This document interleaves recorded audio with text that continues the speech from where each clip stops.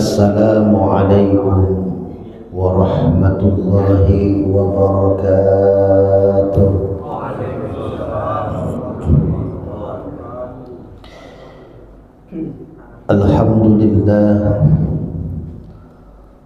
Alhamdulillahilladzi qad a'tana ni'matan katsiratan wa kabiratan lana wa hiya ni'matul imani wal islam.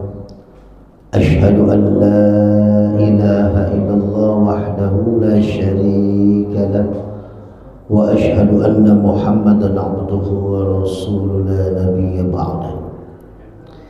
Allahumma salli ala sayyidina Muhammad wa ala ali sayyidina Muhammad kama sallaita ala Ibrahim wa ala ali Ibrahim fil alamin innaka Hamidum Majid.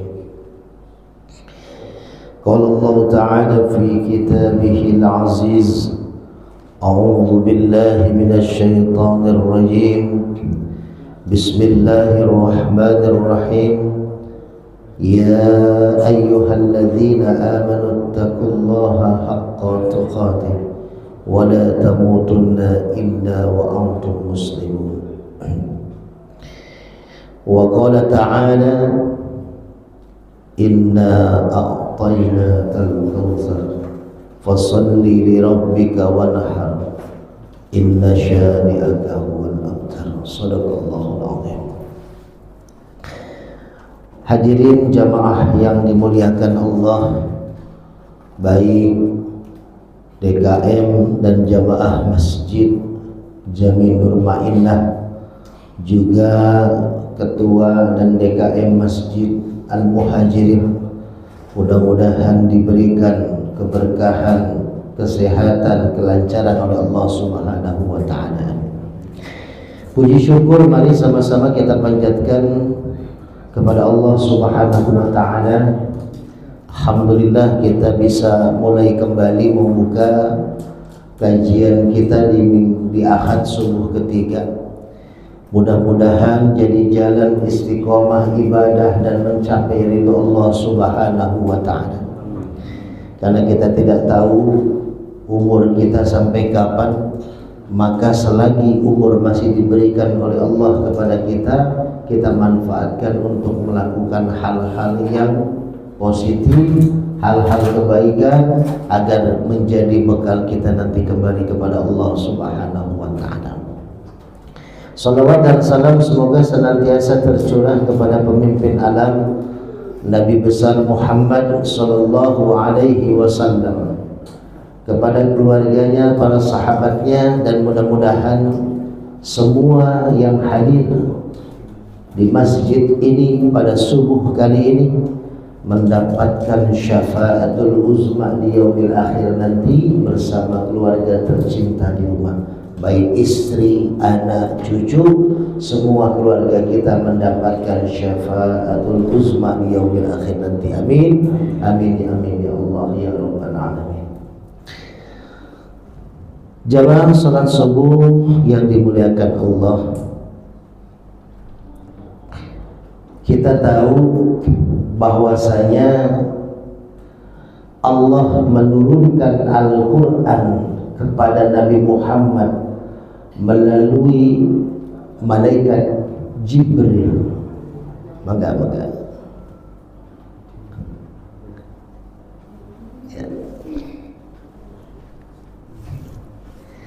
melalui malaikat Jibril itu sebagai pedoman bagi kita. Waduh, udah ada kopi. Dan Al-Quran yang sekarang kita baca, yang sekarang bahkan kita pahami untuk bisa kita amalkan, adalah pegangan kita untuk mendapatkan ridho Allah Subhanahu wa Ta'ala. Karena kalau kita melakukan sesuatu tanpa koridor dari Al-Quran, maka dikhawatirkan kita sesat dalam menjalani sesuatu.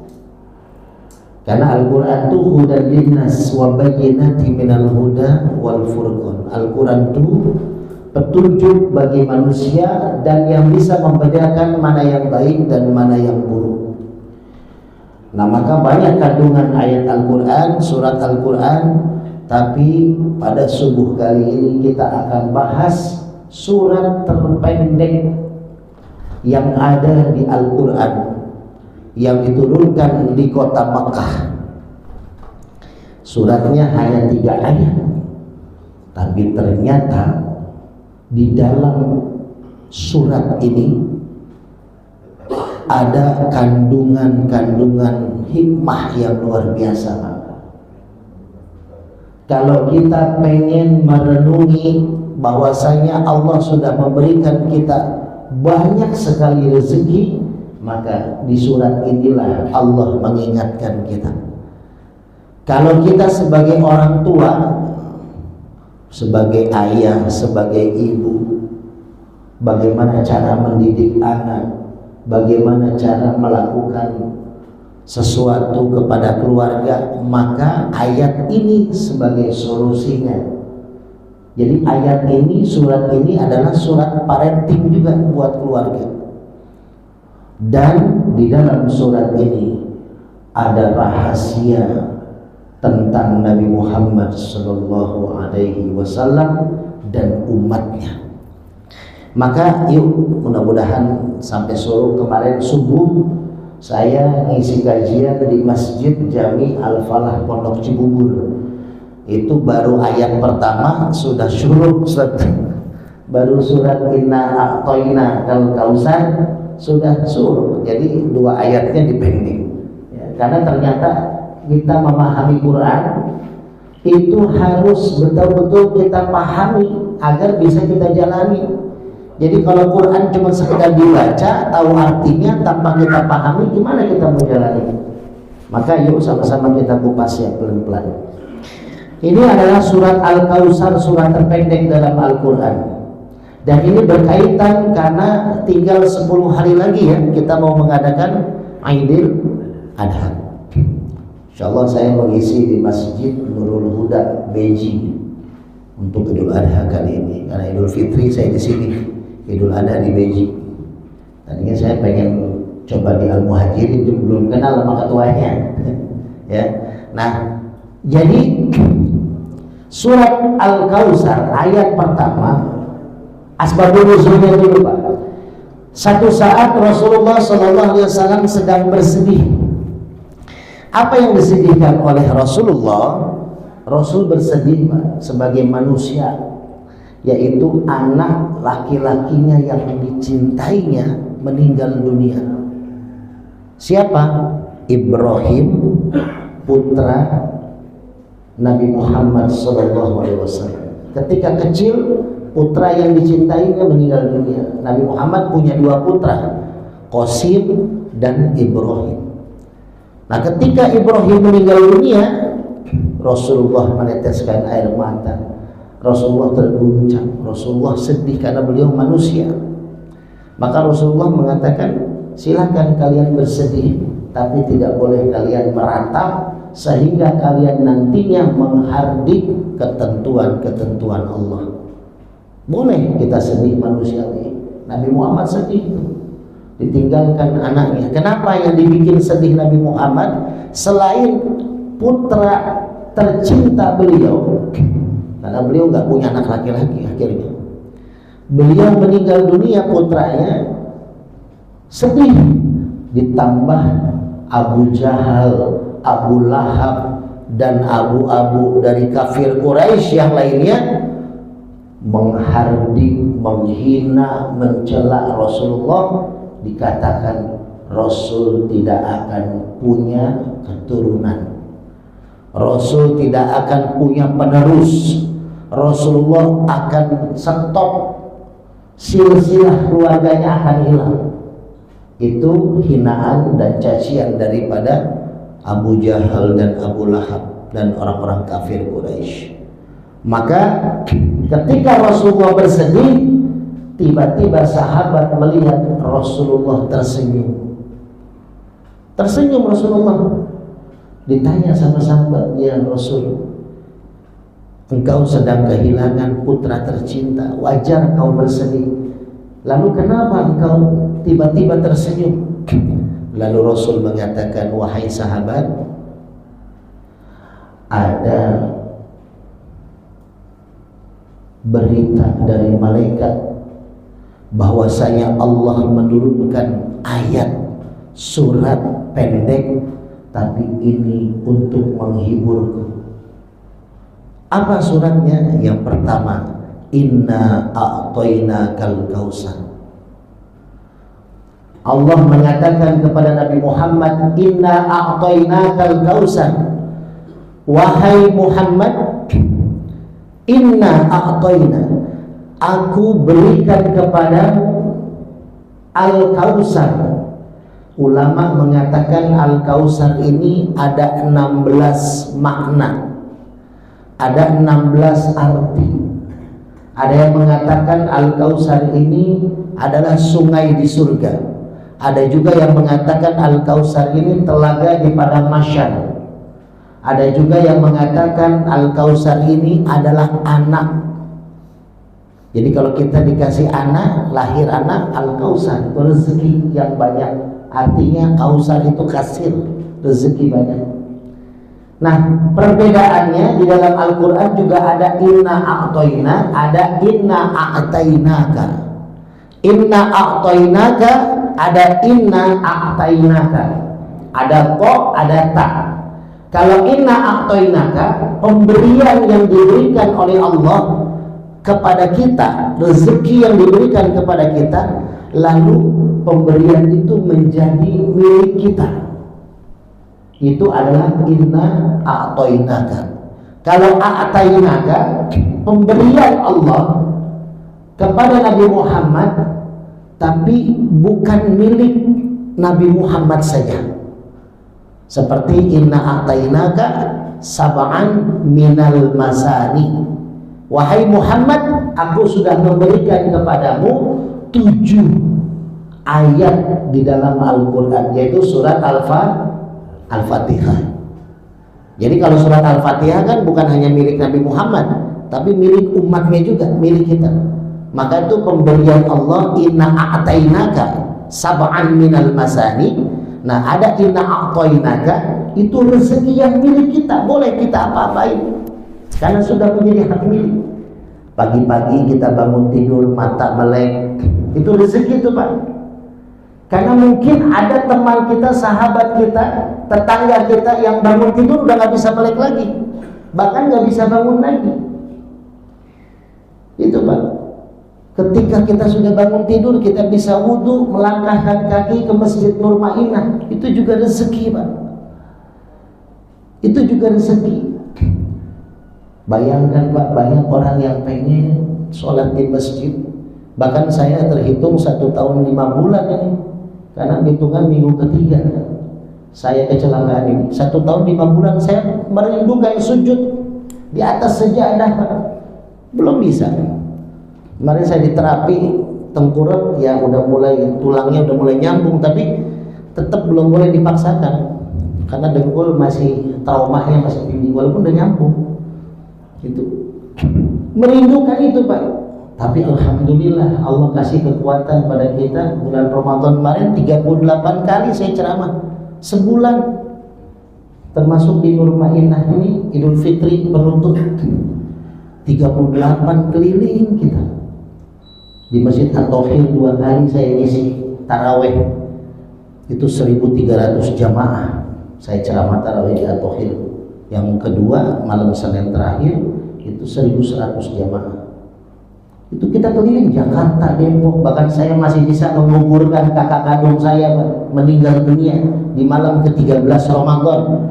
Saya habis ceramah di Masjid Al-Mujahidin Kopassus Sukatani, habis tarawih, habis ceramah, pulang, bukan pulang, masih di masjid ngopi, tiba-tiba dapat kabar dari Tanjung Priuk, kakak kandung saya meninggal dunia di masjid. Kakak kandung saya kebetulan sebatang kara, gak punya istri, gak punya anak, meninggal di masjid malam 13 Ramadan. Langsung saya dari masjid ke Priuk nginep, pagi-paginya kita bawa ke Subang, ke makam keluarga saya di Subang, kita makami dengan memakai tongkat tuh Pak, kita ke makam, ke kuburan kemana. Alhamdulillah kita masih bisa keliling, masih bisa kita melaksanakan santunan di Majlis Zikir saya 2 hari sebelum Lebaran. Subuh kita ceramah, sore kita ceramah, malam kita ceramah pakai tongkat. Alhamdulillah 38 kali Pak. Teman-teman saya aja ustaz-ustaz bengong yang pada sehat kakinya 5-10 kali aja udah capek katanya bulan puasa dakwah. Allah kasih kekuatan tuh Pak. Dengan apa? Dengan doa. Apalagi kemarin tuh makasih banyak yang mendoakan dari DKM Nur Mainah. Saya milad 67 video doa. Banyak sekali itu. Ya, dari Mas Anies Baswedan juga ngucapin video doa milad biar sembuh kaki. Dari Nur Mainah juga ngucapin. Itu luar biasa. Saya itu memotivasi saya untuk berjuang di jalan Allah. Nah itu yang ditekankan oleh Allah kepada Nabi Muhammad SAW. Allah sudah memberikan nikmat begitu banyak buat kita Pak. Ayo kita bersyukur. Sahabat kita, saudara kita, ya, bagian dakwah di Masjid Nur Mainah ini meninggal dunia. Padahal baru WA-an sama saya 2 hari sebelumnya. Umur gak ada yang tahu. Makanya ketika Allah berikan nikmat rezeki apapun, Allah mengingatkan kepada kita jangan berlarut-larut dalam kesedihan. Kita pasti punya masalah, kita pasti punya kesedihan, tapi kita ingat kita banyak dikasih kebahagiaan oleh Allah. Maka senyum, jangan sedih terus, kata Allah kepada Nabi Muhammad. Inna a'tainakal kausar, banyak aku berikan rezeki kepadamu. Kan dulu saya pernah ceritakan kalau masih ingat, pertama kali saya mengisi kajian di Masjid Nur Mainah. Nah inilah ada manfaatnya YouTube itu. Saya aja kalau nggak ngecek video-video saya dulu di Nur Mainah pertama kali ceramah, mungkin lupa materinya apa ya. Tapi karena direkam, saya setiap mau kajian di masjid-masjid yang saya datengin, saya cek dulu di YouTube. Ya, oh materinya ini, materinya, biar kita tidak biar bisa nyambung gitu materinya. Tapi kalau masih ingat setahun yang lalu, 2 tahun yang lalu pertama kali ngisi kajian di sini, saya menceritakan tentang orang yang nggak bisa ngantuk. Kalau masih ingat, ada orang kaya di Amerika, dia punya penyakit Pak, nggak bisa ngantuk. Orang kaya sudah habis miliaran buat berobat tapi nggak sembuh-sembuh. Bapak buka YouTube saya, Guru Hikmah Official, ada pasien saya yang udah berbulan-bulan nggak bisa tidur Pak. Tidurnya itu harus minum obat tidur. Jadi kalau nggak minum obat tidur matanya melek terus. Ada tuh berhari-hari Pak, dia bisa 2-3 hari melek mulu nggak bisa tidur kecuali minum obat. Datang ke rumah saya siang-siang, diantar oleh seorang ustaz, saya terapi, ada di YouTube. Lagi berapa menit saya terapi, tidur Pak di rumah saya, duduk tanpa minum obat. Jadi begitu nikmatnya tidur, begitu nikmatnya ngantuk Pak, ngantuk. Lihat Bapak di pesantren, di YouTube, lihat anak santri, anak-anak saya kalau di pesantren kajian subuh, kiainya suka ngirim video tuh, lagi pada ngantuk Pak. Ya ini malah alhamdulillah karena apa, disiapin teh, disiapin kopi. belum. Oh udah ada kopi, yang lainnya enggak. Ya, tuh, disiapin kopi. Saya belum berani ngopi karena takut nanti nyari asbak. Jadi apa? Itulah nikmat Pak, ngantuk nikmat. Ini orang ini pengen dapat nikmat ngantuk susah banget, miliaran keluar duit ke Eropa, keliling Asia. Akhirnya ketika di Pakistan dia lewat, ini kisah nyata, dia lewat masjid, dia lihat di dalam masjid ada orang lagi berkumpul kayak begini nih Pak. Cuman dia lebih ke tengah, jadi orang yang ceramah di tengah, nah dikelilingin sama jamaah, itu jamaah tabligh Pak. Jamaah tabligh itu di Pakistan, dari mana-mana itu kalau dia lagi berdakwah, mudabbirnya, ustadznya dikelilingin. Dan si orang kaya ini non muslim, dia melihat dari luar jamaah yang dengerin itu ngantuk semua Pak. Ya kita juga begitu, kalau nggak ada kopi ngantuk tuh. Tapi nggak apa-apa, nikmat. Yang mau ngantuk-ngantuk nggak apa-apa, yang penting nanti pas sarapan jangan dibangunin. Ngantuk Pak, semua jamaah ngantuk. Akhirnya dia penasaran, ini si orang Kristen ini masuk ke masjid, duduk di antara jamaah, dan apa yang terjadi? Berapa menit kemudian dia ikut ngantuk Pak. Bangun-bangun udah gak ada orang. Akhirnya si ustadznya nyamperin, ditanya, Bapak siapa? Diceritain lah.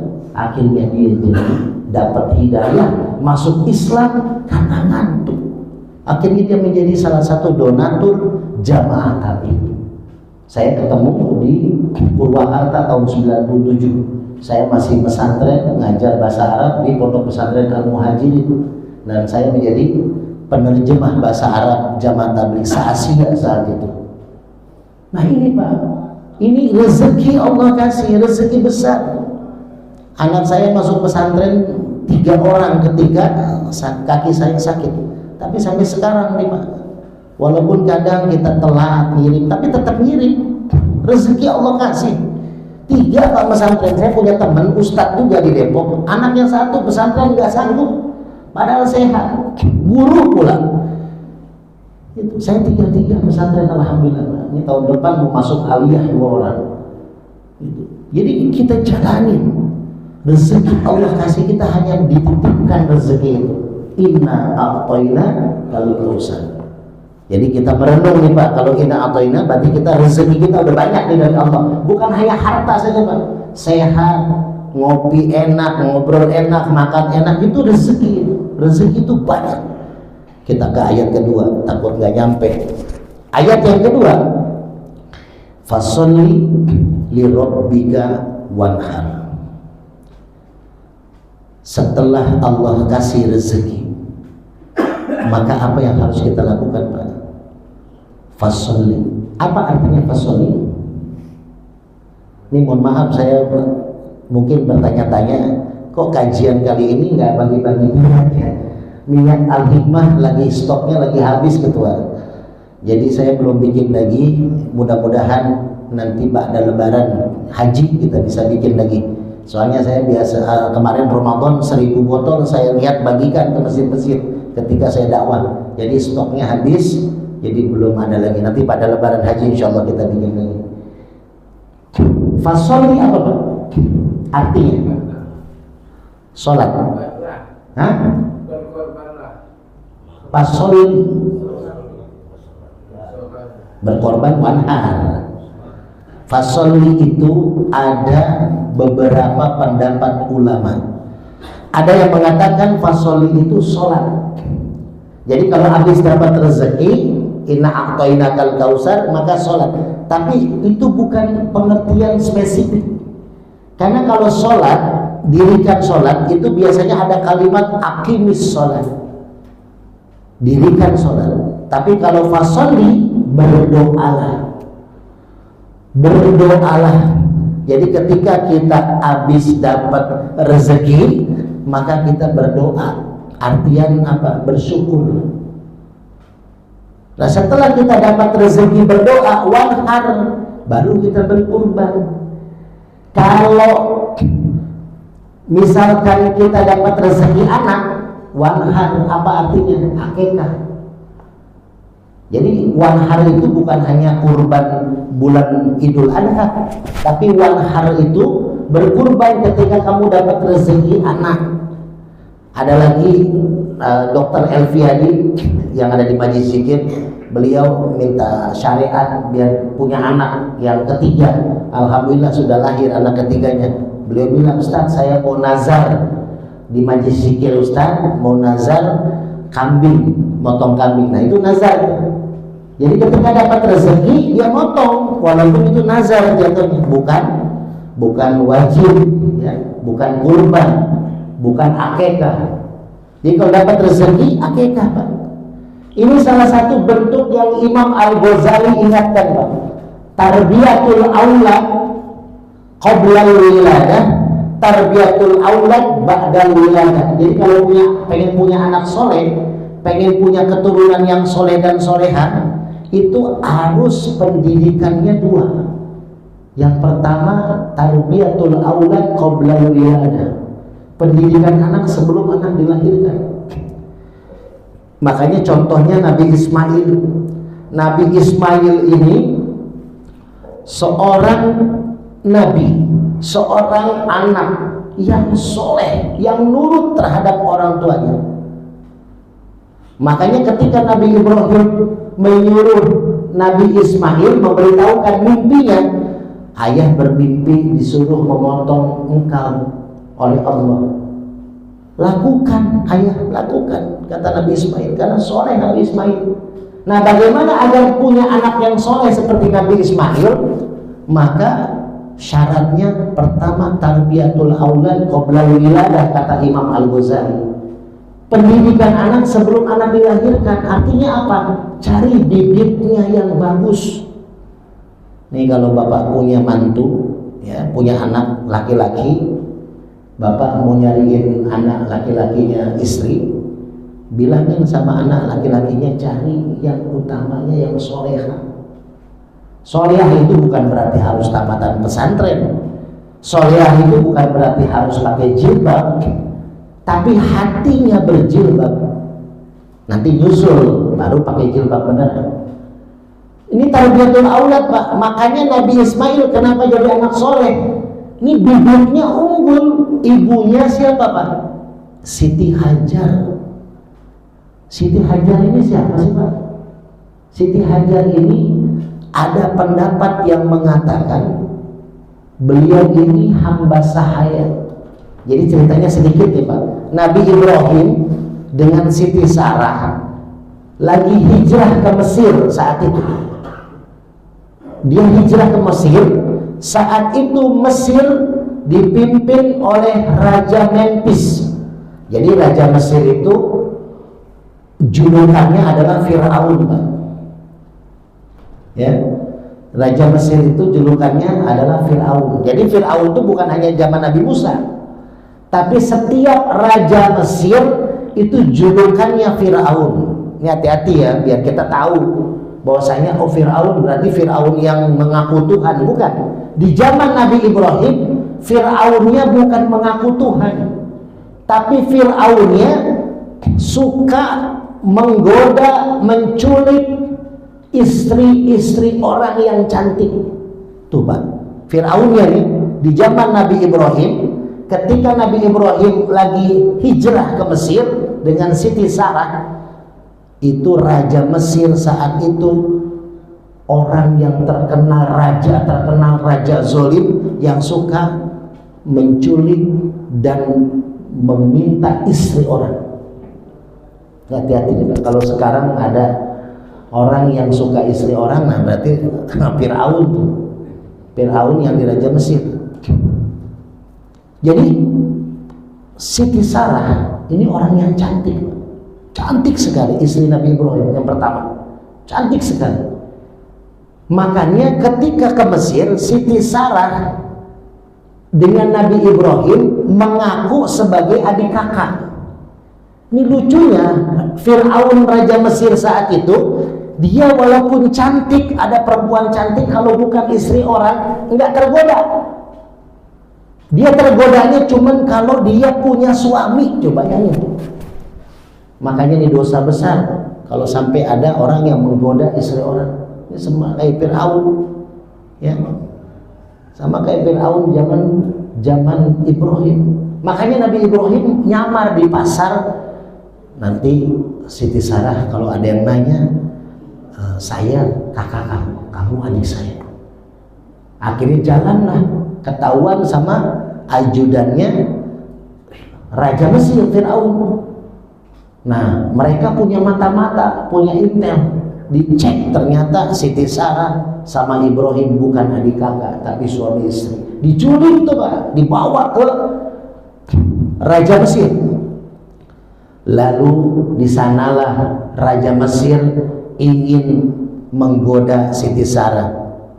Dia mau pegang Siti Sarah. Siti Sarah berdoa kepada Allah, ya Allah, berikan aku perlindunganmu ya Allah dari raja ini. Tiba-tiba tangannya Raja Mesir nggak bisa gerak, nggak bisa gerak. Lalu dia bicara, wahai Siti Sarah, berdoalah kepada Tuhanmu agar tanganku bisa kembali bergerak. Saya janji nggak akan menggoda kamu. Lalu berdoa Siti Sarah, diampuni, sembuh tangannya. Nggak berhenti janjinya bohong, Pak. Kembali mau memeluk Siti Sarah, didoa lagi Siti Sarah. Ini badannya semua nggak bisa gerak.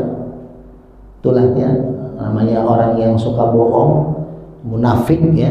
Dia berjanji tapi tidak ditepati. Dia minta lagi sama Allah, tidak bisa gerak seluruh badan.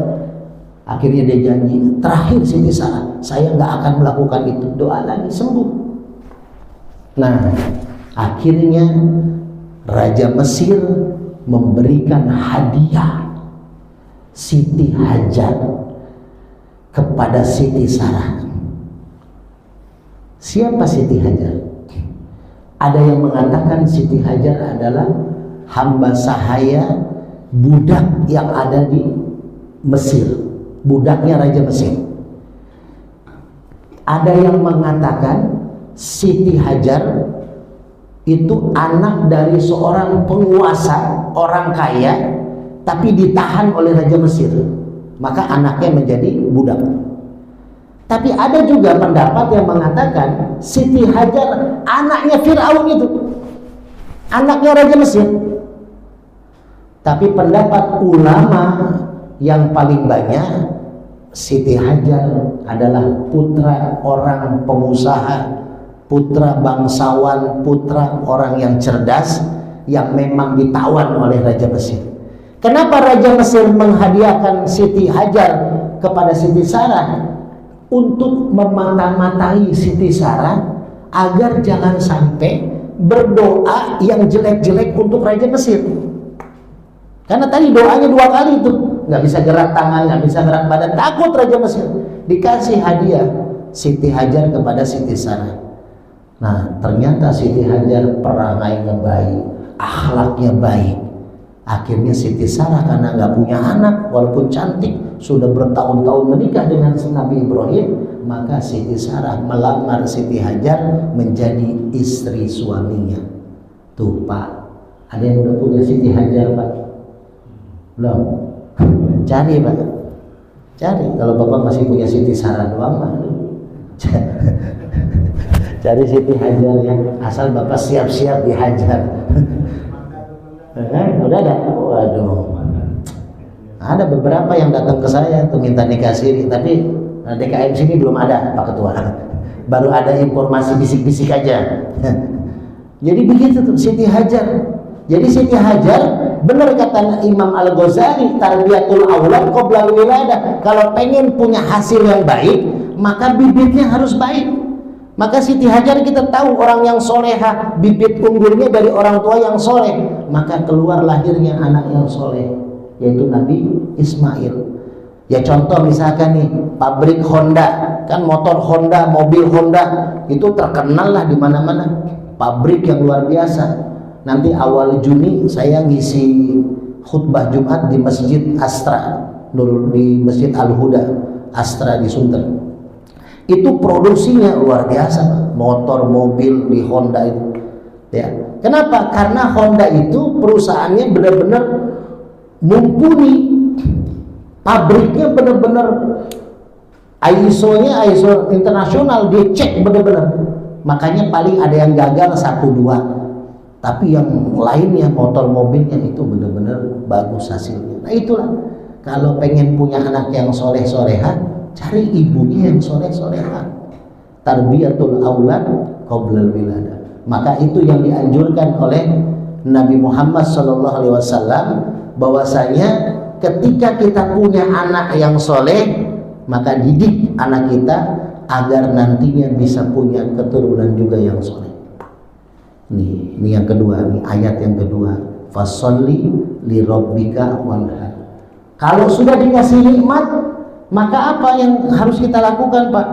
Yang harus kita lakukan berdoa dan berkurban. Pak, dulu kita waktu kecil, namanya orang tua ngasih jajan kita tiap hari, ngasih biaya sekolah kita sampai kita kuliah. Bahkan kita kepada anak pun sekarang begitu Pak. kerja keras banting tulang, anakmu kuliah. Anaknya Pak Dokter Elviadi itu kuliah kedokteran ratusan juta keluar duitnya. Tapi apapun buat anak kita korbankan. Nah, Allah mengingatkan Nabi Ibrahim yang pencetusnya, yang mengajarkan bahwasanya kurban itu seperti apa.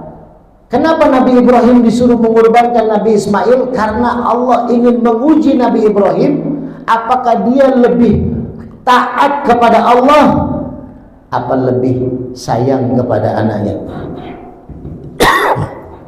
Karena Allah melihat ketika Nabi Ibrahim sudah punya Ismail, cintanya melupakan.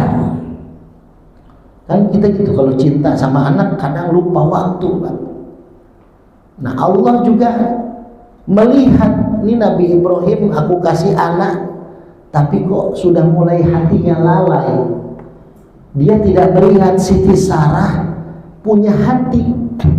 Ketika punya anak dari Siti Hajar, Siti Sarah sedih, bahagia tapi sedih sebagai seorang wanita melihat suaminya bisa menggendong, mencium seorang anak yang bukan dari darah dagingnya.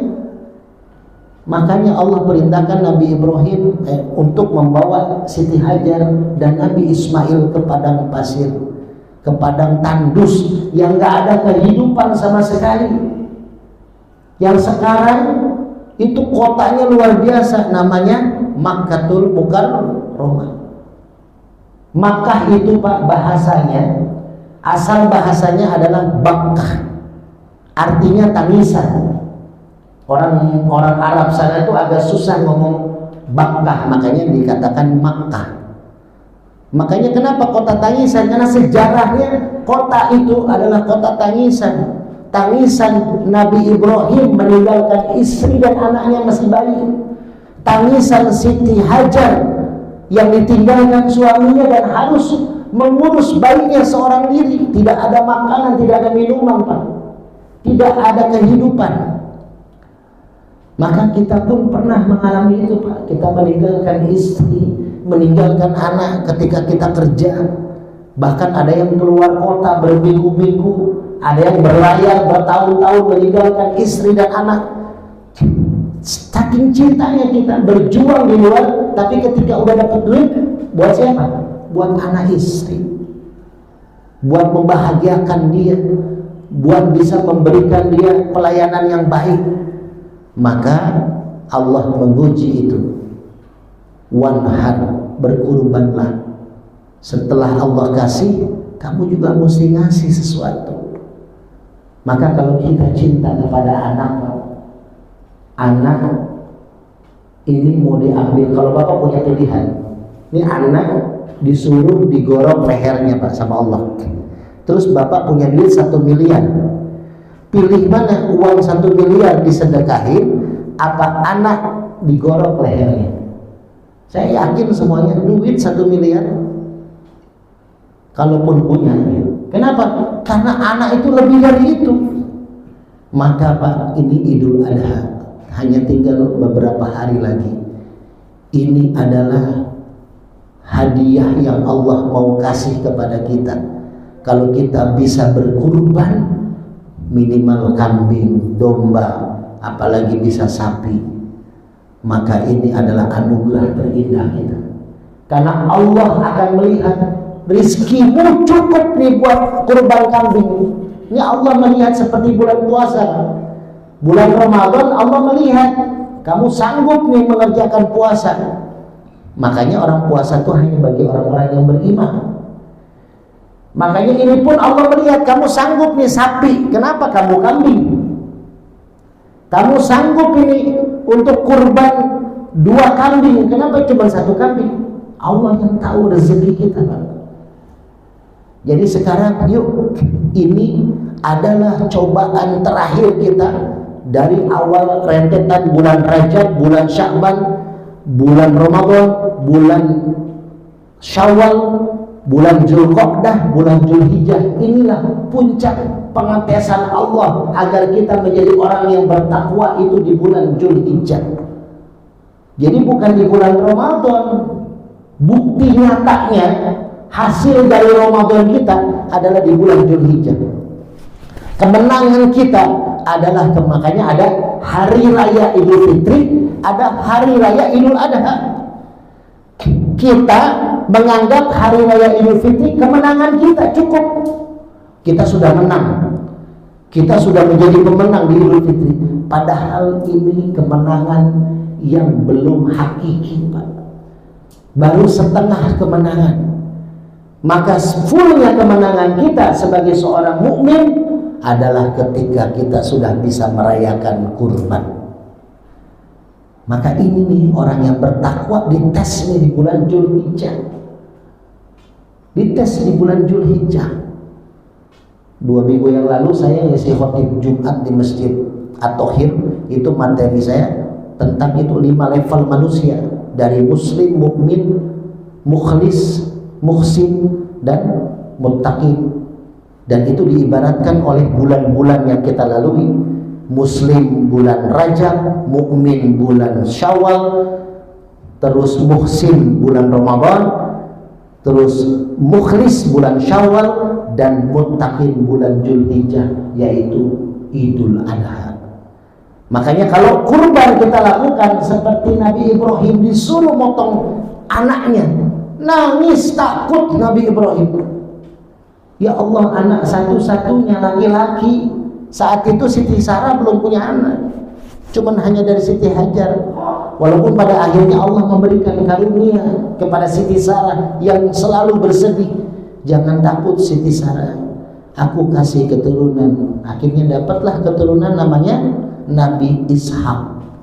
Dari situ terus banyak para nabi. Makanya Nabi Ibrahim dikatakan sebagai bapaknya para nabi, sampai ke Nabi Yusuf itu dari Siti Sarah. Kalau dari Nabi Muhammad, Nabi Ismail, terus sampai Nabi Muhammad SAW. Jadi luar biasa, Pak. Ini kurban ini maknanya dalam. Bukan hanya sekedar Bapak beli kambing, ya.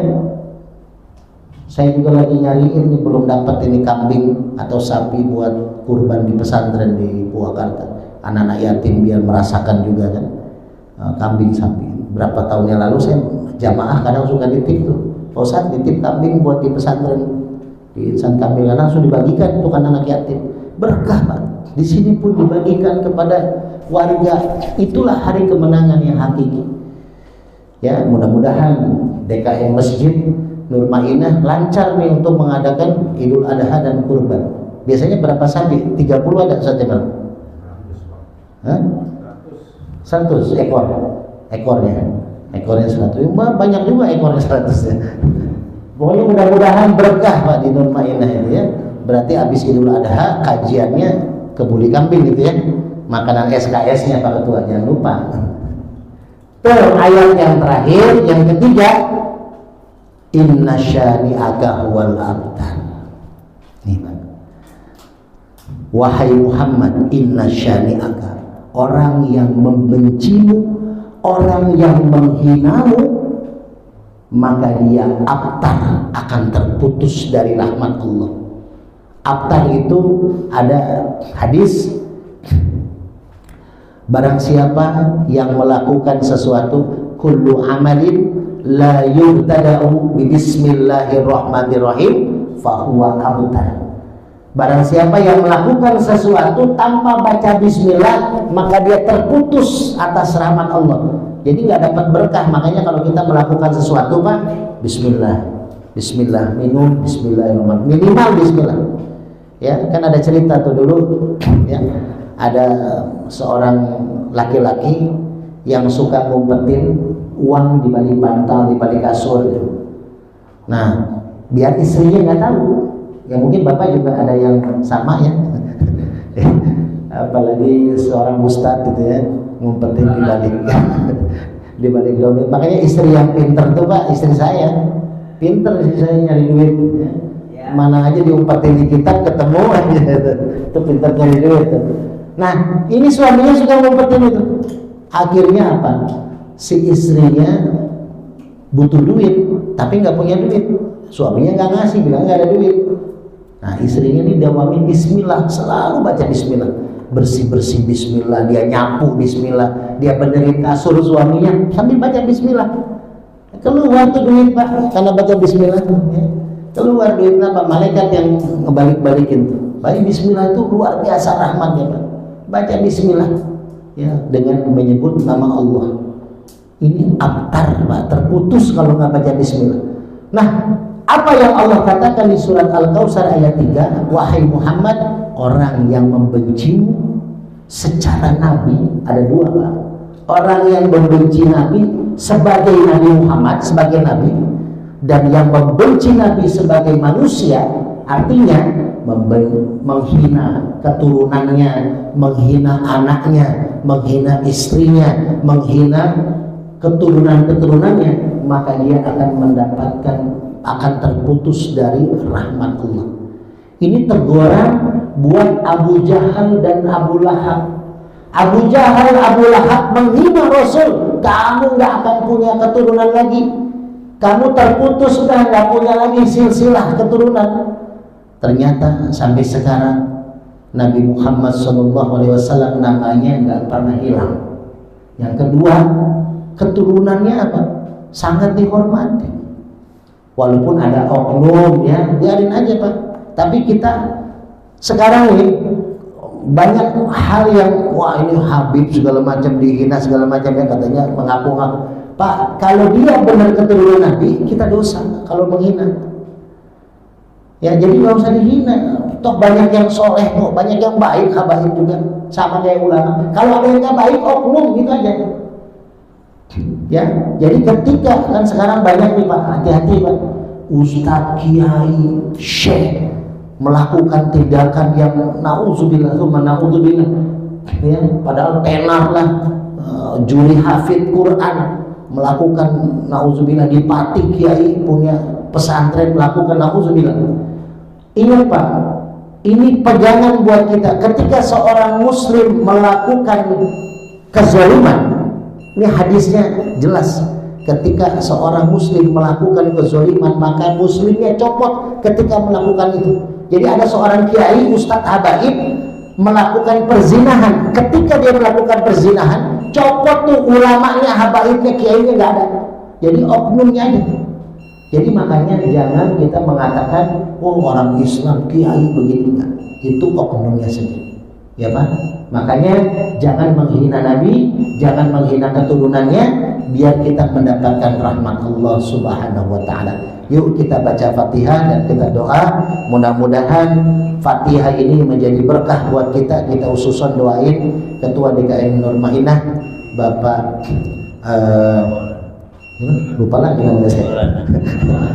Ya, saya ingat banget soalnya di Atohir hari Rabu Pak Haji Maulana yang ceramah ya, yang jamaah gitu. Nah makanya ingat Pak Haji Maulana, Pak Haji Maulana dan DKM Masjid ya, Ustaz Jamal, Ustaz Yasin, semua para ustadz, para haji, terus juga Ketua DKM Masjid Al-Muhajirin beserta jajarannya, jamaahnya semua kita doakan dengan Al-Fatihah ini dapat keberkahan kesehatan dari Allah Subhanahu wa taala, keberkahan rezeki, keberkahan usaha dan pekerjaan, dan keberkahan untuk mendapatkan ridho Allah Subhanahu wa taala. Ada hadiniyah wa kullu niyatin shalih ila hadratin nabi. Al-Fatihah. A'udzu billahi minasyaitonir rajim. Bismillahirrahmanirrahim. Alhamdulillahi rabbil alamin. Ar-Rahmanir Rahim. Maliki yaumiddin. Iyyaka na'budu wa iyyaka nasta'in. Ihdinas siratal mustaqim, siratal ladzina an'amta 'alaihim ghairil maghdubi 'alaihim waladdallin. A'udzu billahi minasyaitonir rajim. Bismillahirrahmanirrahim.